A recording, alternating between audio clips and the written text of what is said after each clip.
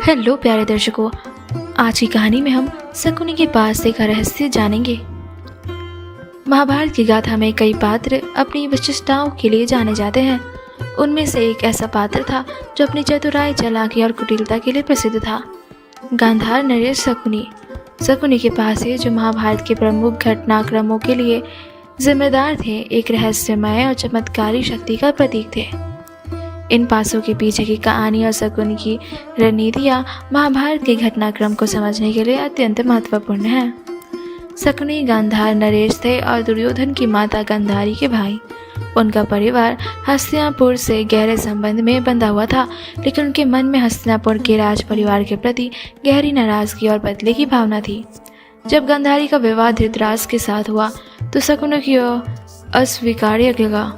उन्होंने महसूस किया कि गांधारी को एक अंधे व्यक्ति के साथ शादी करने के लिए मजबूर किया गया है। इससे गांधार परिवार का अपमान हुआ और उनके मन में कौरवों और हस्तिनापुर के प्रति घृणा और बदला लेने की भावना पैदा हो गई।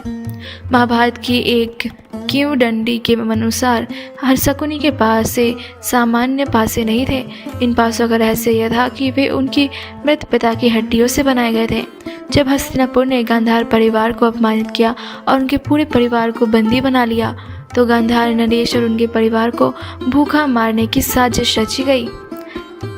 इस अमानवीय कृत्य के दौरान शकुनी के पिता ने अपनी हड्डियों को शकुनी के लिए पासे के रूप में तैयार करने का आदेश दिया। उन्होंने कहा कि ये पासे उनके परिवार की भावना को जीवित रखेंगे और शकुनी इनका उपयोग कौरवों से बदला लेने के लिए करेंगे। यह भी माना जाता है कि इन पासों से चमत्कारी शक्ति थी।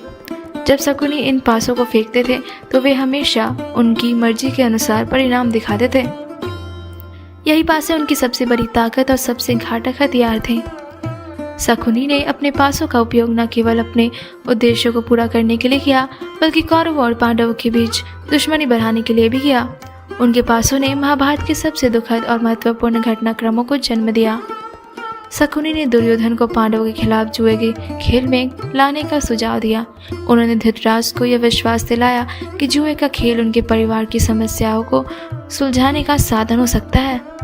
जुए के खेल में शकुनी ने अपने पासों का उपयोग किया और हमेशा दुर्योधन के पक्ष में परिणाम निकाले। उन्होंने युधिष्ठिर को छलपूर्वक हराने के लिए अपने पासों का इस्तेमाल किया। इस खेल में युधिष्ठिर ने अपनी संपत्ति, राज्य, भाइयों और अंततः द्रौपदी को भी दांव पर लगा दिया। शकुनी के पासों ने न केवल पांडवों को हराया बल्कि उनके पूरे जीवन को तबाह कर दिया। शकुनी के पासों का उपयोग करके दुर्योधन ने द्रौपदी को जुए में जीत लिया। यह घटना महाभारत के युद्ध का बीज बन गई। द्रौपदी का अपमान और चीरहरण ने पांडवों को बदले की आग में झोंक दिया और धर्म के इस महान युद्ध की नींव रखी।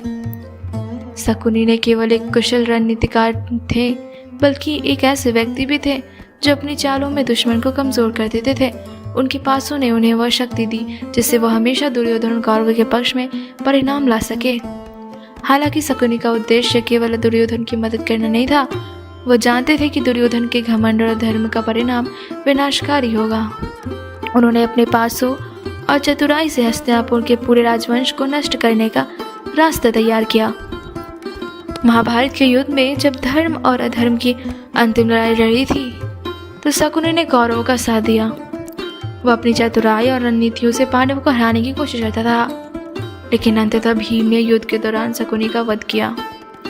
शकुनी का अंत यह सिखाता है कि अधर्म और छल की शक्ति क्षणिक होती है, वह कितने भी चालाक क्यों न हो।